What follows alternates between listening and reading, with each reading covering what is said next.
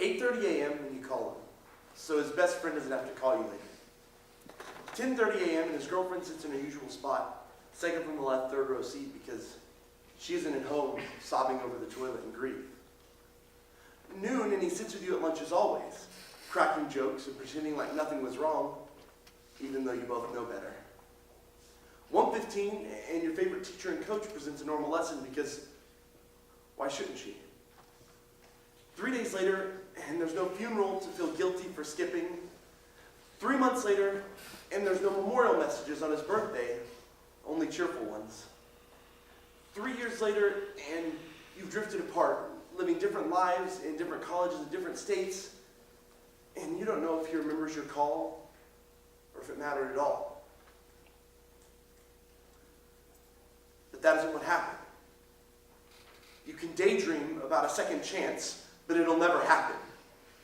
You can never, ever relive that day. You can't rewind. You can only regret. He told you he didn't like the way they treated him. He told you he didn't want them to worry. He gave you a poster, asked you to hang it on your wall. A gift, he said. But your birthday was months ago. And you thought it was strange, but you didn't think he'd be gone. 9 a.m., and his best friend calls and breaks on the phone. 10:30, and the second from the left, third row seat is empty. You know she's at home, in her bathroom, screaming, and you don't know how to help her, or if she knows what he said, or that you maybe could have done something, or if she'll hate you forever for this, for letting him leave her. Noon, and the table is silent. The principal says some words over the intercom, but they aren't about him. They're about a student who committed suicide.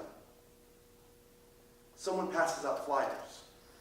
There's a list of things he did before he ended it, but it's not about him.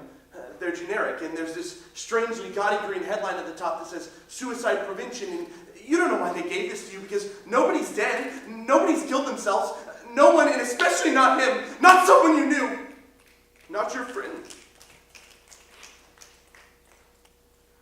1:15, and your teacher's normally confident voice breaks.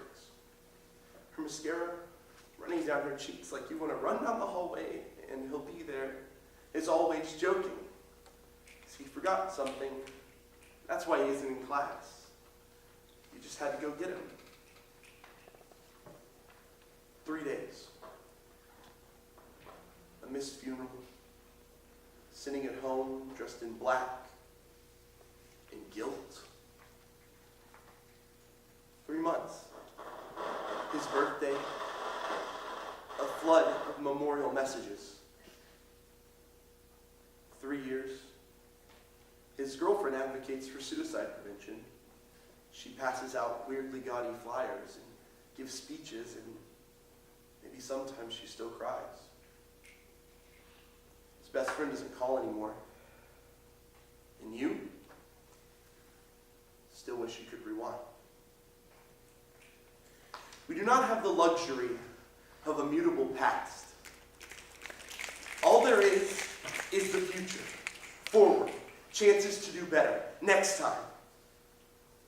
Promise yourself you won't lose again. Promise yourself you won't be lost. A lot of people and a lot of places have said the same thing since then.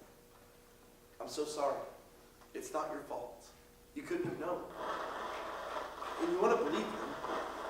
Maybe. Someday you do.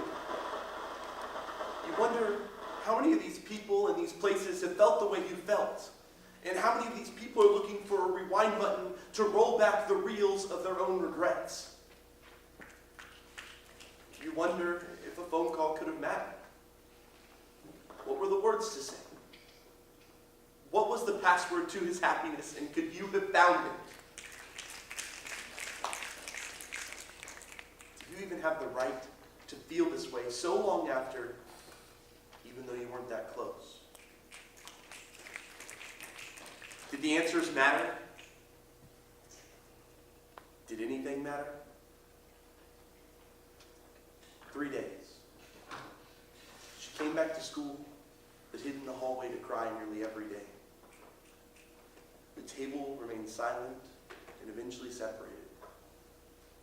3 months, the first time you see her crack a joke and smile, even though it's from across the room, because you don't know how to talk to her anymore. 3 years, and you're living different lives in different places, and you still don't know if you could have mattered at all.